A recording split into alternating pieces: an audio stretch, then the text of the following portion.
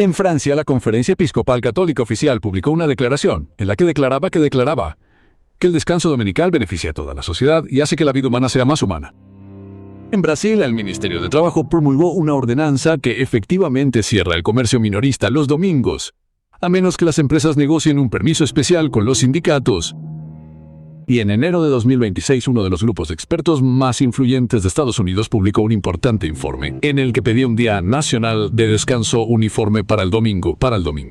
Tres países diferentes, tres argumentos diferentes, tres instituciones completamente diferentes y, sin embargo, todos llegaron exactamente al mismo destino. Piense en ello por un momento. Una conferencia episcopal católica, un ministerio de trabajo y una fundación política conservadora. No comparten la misma teología, la misma política ni la misma cultura. Pero todos se mueven en una dirección. Eso no es una coincidencia en los titulares. Es una corriente que arrastra al mundo hacia algún lugar. Y la Biblia describió exactamente hacia dónde conduce esa corriente. Miles de años antes de que existiera cualquiera de estas instituciones. No se trata de tres noticias. Es un movimiento mundial. La Alianza Europea por el Domingo, una coalición de más de 100 organizaciones, ha estado presionando activamente a la Unión Europea para que establezca el domingo como un día de descanso protegido en todo el continente. Esta coalición no es un grupo marginal. Incluye obispos católicos, iglesias protestantes y los principales sindicatos, todos marchando en la misma dirección. Alemania garantiza el cierre en domingo a través de su propia constitución. Y en 2024, un tribunal alemán ordenó que incluso las tiendas automatizadas sin personal debían cerrar sus puertas el domingo. Polonia prohibió el comercio en domingo a través de una legislación respaldada tanto por la Iglesia Católica como por la Unión Solidaridad. Croacia, Bosnia, Montenegro, Austria y Noruega han aprobado restricciones al comercio en domingo en los últimos años.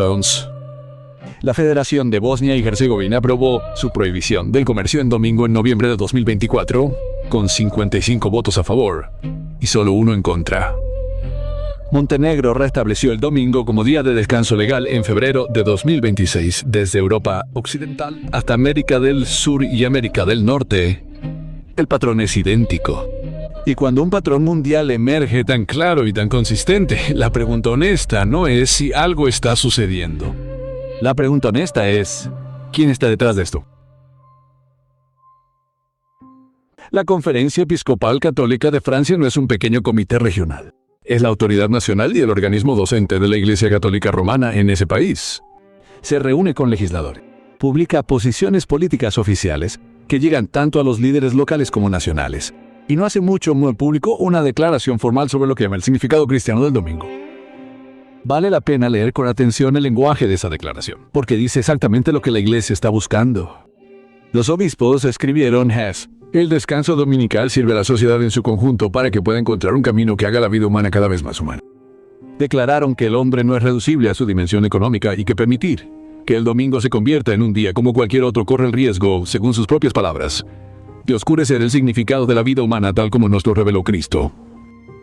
Observen lo que está sucediendo allí. La Iglesia no se limita a animar a sus propios miembros a asistir a misa. Está defendiendo ante los gobiernos y la sociedad en general que el domingo debe protegerse para todos. Cuando una institución religiosa enmarca su propia observancia sagrada como un servicio social para todas las personas, no está haciendo un llamamiento devocional. Está creando una ordenanza legislativa. Está pidiendo a la autoridad civil que haga cumplir lo que cree la Iglesia. Y los obispos no ocultan ese objetivo. Lo dijeron claramente, desean servir a toda la sociedad. No es una carta pastoral, es un documento normativo. Al otro lado del Atlántico, en la nación más grande de Sudamérica, una nueva ley está remodelando el comercio. En noviembre de 2023, el Ministerio de Trabajo de Brasil emitió la ordenanza MTE número 3165, Es un documento breve, pero su efecto es enorme. Antes de esta ordenanza, las tiendas minoristas, los supermercados y los concesionarios de automóviles tenían permiso automático para abrir sus puertas los domingos. Ese permiso automático ahora ha sido revocado. Para operar en domingo, las empresas ahora deben obtener una autorización explícita a través de un convenio colectivo formal con sus sindicatos. El proceso es tan burocráticamente exigente que muchos expertos legales dicen que impedirá efectivamente las operaciones en domingo para millones de empresas. Esta ordenanza afecta aproximadamente a 5,7 millones de empresas comerciales en todo el país, lo que representa el 27% de todas las entidades comerciales legales en Brasil. La Confederación Nacional del Comercio lo calificó como un retroceso social y económico. La dirigencia sindical lo definió como una victoria histórica obrera. La ley se ha retrasado varias veces debido a la feroz oposición comercial, y su último aplazamiento ha retrasado su implementación hasta mayo de 2026. Pero el rumbo no ha cambiado. Y cabe destacar que la propia Constitución brasileña, en su artículo 7, ya establece que el día de descanso semanal debe caer preferentemente en domingo. El marco cultural y legal de Brasil siempre ha privilegiado este día. Esta ordenanza simplemente actúa para hacerla cumplir. Antes de que podamos entender completamente lo que se está cambiando hoy, debemos remontarnos a lo que estaba allí desde el principio. Porque la fe cristiana no comenzó con el domingo, comenzó con un día completamente diferente. Las escrituras son precisas en este punto. Lucas nos dice que era costumbre de Jesús, no solo una elección ocasional, entrar en la sinagoga en el día de reposo, su costumbre. Semana tras semana, fielmente, el Hijo de Dios honró el séptimo día. Y sus seguidores hicieron lo mismo después de que resucitó. Pablo razonaba en las sinagogas cada sábado según el libro de los Hechos. Las primeras reuniones de creyentes, tanto judíos como gentiles, eran reuniones sabáticas. Los historiadores de la iglesia del siglo V, Sócrates de Constantinopla y Sasamen, registraron que la mayor parte de la iglesia primitiva, con la notable excepción de Roma y Alejandría, todavía observaba el séptimo día, el sábado, mucho después de la resurrección de Cristo. El fundamento nunca estuvo en duda entre las personas que realmente habían caminado con Jesús o aprendido directamente de quienes lo hicieron. Era el séptimo día. Y llegó a Nazaret, donde se había criado. Y como era su costumbre, entró en la sinagoga el día de reposo y se puso de pie para leer. Lucas 4:6. El cambio del séptimo día al domingo no ocurrió a través de un versículo de la Biblia. No provino de un mandato de Cristo ni de una carta de los apóstoles. Se produjo a través de una combinación de fuerzas: presión política, sentimiento antijudío y el constante ascenso de la autoridad de la Iglesia romana. Tras dos devastadoras revueltas judías en el año 72, y de nuevo en el 132, tenemos de identificarse con cualquier cosa que pareciera judía. Se volvió socialmente peligroso para los cristianos que vivían en territorio romano. La Iglesia de Roma comenzó a tratar el sábado como un día de ayuno y tristeza, contrastándolo marcadamente con el domingo, que celebraban como el día de la resurrección. Ese contraste fue intencional. Estaba diseñado para crear distancia. Entonces, el 7 de marzo del año 321, el emperador romano Constantino promulgó la primera ley dominical civil de la historia registrada. Decía: en el venerable día del sol Gede, que descansen los magistrados y las personas que residen en las ciudades, y que se cierren todos los talleres kasheres. Nótese el lenguaje. No era el día del Señor, ni el día de la resurrección, sino el venerable día del sol. Constantino todavía llevaba el título de Pontifex Maximus, el sumo sacerdote del paganismo romano. El erudito Houghton Webster llegó a la conclusión de que esta legislación probablemente no guardaba ninguna relación con el cristianismo, que Constantino simplemente estaba añadiendo el día del sol a los demás días sagrados del calendario religioso romano. Pero la ley civil no fue suficiente para borrar una práctica milenaria. Así que alrededor del año 374 el concilio de Leodia fue más allá. Emitió el canon 29, que ordenaba que los cristianos no debían descansar el sábado, sino que debían trabajar ese día y en cambio debían honrar el domingo como el día del Señor. E incluía una advertencia: cualquiera que fuera sorprendido observando el sábado sería declarado anatema, separado de Cristo. Piensa en lo que estás leyendo. Un concilio eclesiástico, no Dios ni las Escrituras, emitió un decreto amenazando con condenación espiritual por guardar el mismo mandamiento que Dios escribió con su propio dedo en tablas de piedra. Pero hay un detalle oculto en el decreto de ese concilio que te lo dice todo. El mismo hecho de que se tuviera que emitir esta prohibición te dice que los cristianos seguían guardando el séptimo día, el sábado, canon de sábado, en el año 342. No se prohíbe lo que nadie hace. El concilio de Laodicea tuvo que prohibir la observancia del sábado precisamente porque todavía se practicaba fielmente. El cambio no estaba surgiendo de los corazones de los creyentes. Estaba siendo presionado desde arriba por la autoridad institucional. Dios mismo había dicho simplemente: acuérdate del día de reposo para santificarlo. Éxodo 28. El concilio dijo: lo que hace que esta historia sea imposible de desestimar es que la Iglesia Católica no la niega. No se disculpa por ella. La reclama abiertamente como una marca de su propia autoridad. Y la prueba no se encuentra en los escritos de sus críticos. Se encuentra en sus propios documentos oficiales. Escuche lo que la propia Iglesia ha dicho sobre esta cuestión. El Catecismo de la Doctrina Católica de los Conversos afirma directamente: observamos el domingo en lugar del sábado porque la Iglesia Católica transfirió la solemnidad del sábado al domingo by. El registro católico publicado en London, Ontario, imprimió estas palabras el 1 de septiembre de 1923. El domingo es nuestra marca de autoridad. La Iglesia está por encima de la Biblia. Y esta transferencia de la observancia del sábado es prueba de ese hecho.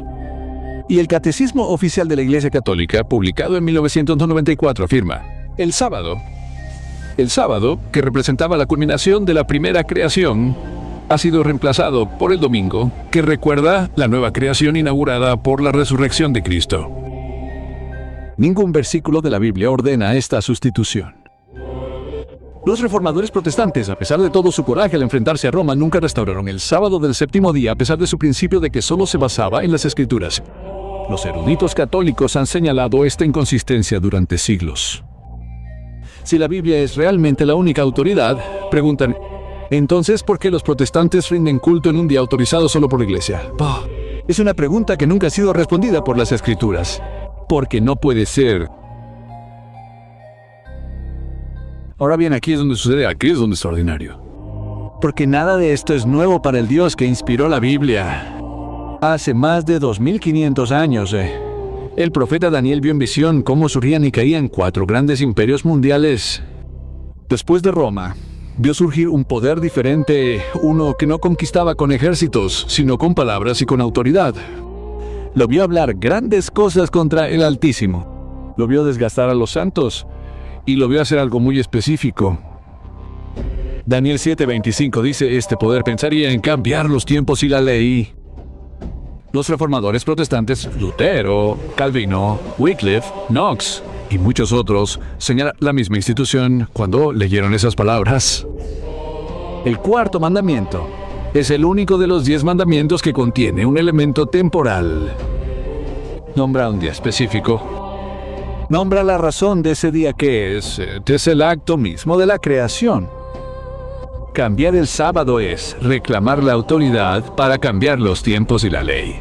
La palabra aramea para tiempos utilizada en Daniel 7:25 es la misma palabra que se encuentra en Daniel 2:21, donde la Escritura dice que solo Dios cambia los tiempos y las estaciones. El cuerno pequeño reclamó esa autoridad divina para sí mismo y habla grandes palabras contra el Altísimo y quebrantará a los santos del Altísimo y pensará en cambiar los tiempos y la ley.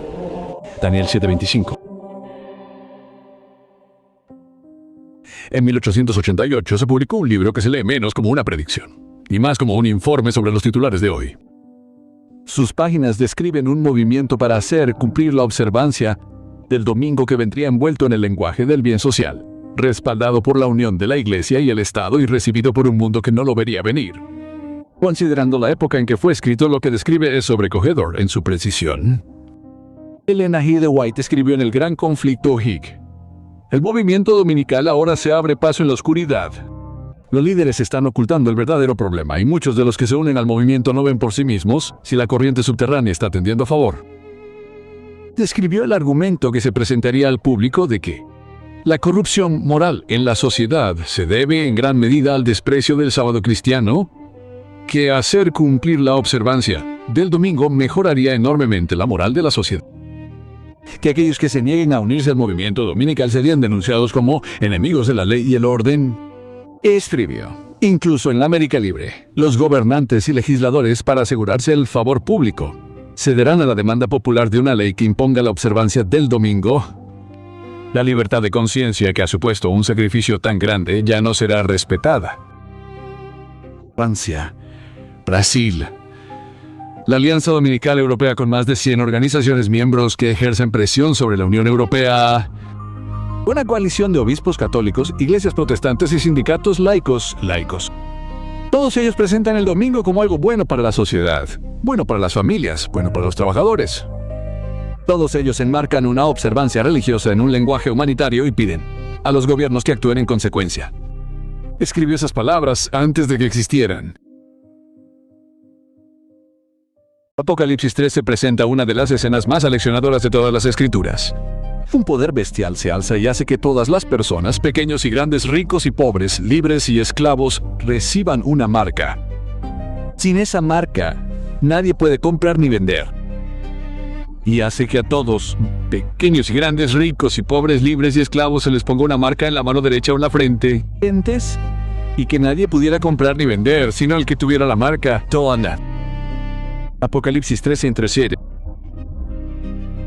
En la lectura historicista que guió a los reformadores protestantes en la iglesia primitiva, la primera bestia de Apocalipsis 13 representa el sistema papal. El mismo poder que Anne, por su propia admisión pública, cambió el sábado por el domingo y llamó al cambio su marca de autoridad. La imagen de la bestia representa al cristianismo protestante uniéndose al gobierno civil para hacer cumplir la observancia religiosa, replicando el modelo papal al que una vez se opuso Nin. La marca no es un microchip, no es una vacuna. Es la imposición de la observancia del domingo en desafío directo al mandamiento que Dios escribió en piedra, presentado como la prueba suprema de lealtad en el conflicto final entre la verdad y el error. Este no es simplemente un conflicto por un día de la semana. Es un conflicto por el culto en sí. Es una cuestión de quién tiene la autoridad para definir cómo la humanidad honra a su Creador. El sábado fue dado en la creación, con anterioridad a cualquier nación, a cualquier iglesia organizada o a cualquier decreto imperial. Fue Dios quien lo escribió. Ninguna institución en la historia de la humanidad ha tenido jamás la autoridad para borrar lo que Él firmó. Pero Dios no deja que esa crisis quede sin respuesta. Inmediatamente después de que Apocalipsis 13 describa la marca, Apocalipsis 14 responde con lo que puede ser el mensaje más urgente de toda la Biblia. 3 ángeles vuelan en medio del cielo, llevando una invitación final a cada nación, cada tribu, cada lengua y cada pueblo de la tierra. Y escuchen lo que el primer ángel clama a gran voz. Llama al mundo a adorar a aquel que hizo el cielo y la tierra, el mar y las fuentes de las aguas.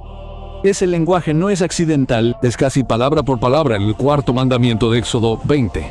El mandamiento que señala a Dios como creador y al sábado como señal de su poder creativo.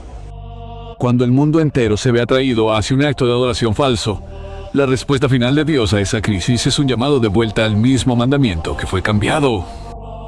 El académico de la Universidad Andrews John Paulian demostró que este lenguaje de la creación en Apocalipsis 14 es una de las referencias más claras del Antiguo Testamento en todo el libro.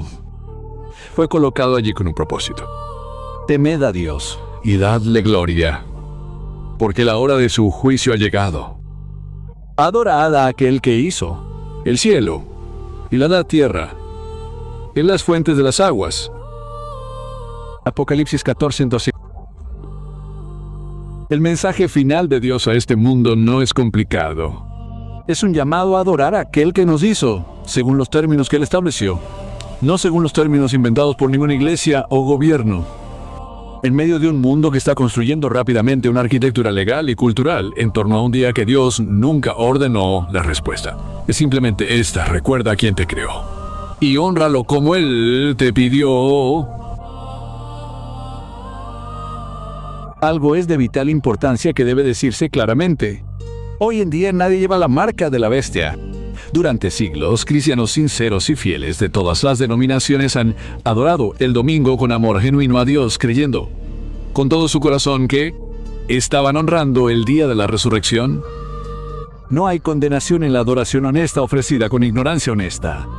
Dios ve el corazón. Él conoce la diferencia entre una persona engañada por la tradición y una persona que desafía a sabiendas su palabra. La marca solo se aplica cuando la autoridad civil hace cumplir una ley dominical universal. La verdad sobre el sábado se hace clara y comprensible, y entonces la persona se enfrenta a una elección clara entre el mandato de Dios y la autoridad humana y elige deliberadamente esta última. Todavía no hemos llegado a ese punto. Esta infraestructura se construye actualmente en legislaturas, declaraciones de iglesias, leyes laborales, E informes políticos. Los argumentos se están normalizando, las coaliciones se están formando, el escenario se está preparando a plena vista. Lo que estamos viendo no es el cumplimiento de la profecía, es la preparación para ella. Hay una parábola que vale la pena analizar por un momento. Imaginemos a un granjero que plantó un campo en otoño y se fue. Meses después alguien se le acerca y le dice: «Puedo ver los primeros signos de verdor brotando del suelo». El granjero sonríe. No le sorprende. Él mismo puso esas semillas allí. Sabía exactamente en qué se convertirían. Dios no se sorprende por lo que estamos viendo en Francia, en Brasil, en los pasillos de las instituciones europeas. Él nombró el poder, describió el movimiento, reveló la estrategia, envió la advertencia y envió la invitación. La última gran prueba de la historia de la humanidad no llegará como un ataque sorpresa a un mundo desprevenido. Llegará gradualmente, disfrazada con el lenguaje del progreso, los valores familiares, la cohesión social y el bienestar humano. Parecerá razonable, parecerá compasiva. Y en ese momento, a cada persona en la tierra se le hará una sola pregunta, no en voz alta, sino en la tranquilidad de su propia conciencia. ¿En qué autoridad confías? ¿En la de aquel que te creó y escribió su ley en piedra? ¿O en la de aquel que la cambió y dijo que ese cambio era prueba de su propio poder?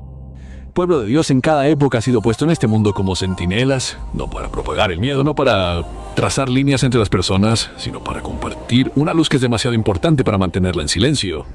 Las señales son visibles ahora, no oculto. Las leyes se están moviendo. Las coaliciones se están formando. Las declaraciones se están publicando en documentos oficiales para que el mundo las lea. Lo que el profeta vio está tomando forma ante nuestros ojos. Y el Dios que vio venir todo esto es el mismo Dios que tiene la respuesta. El mismo Dios que santificó un día en los albores de la creación.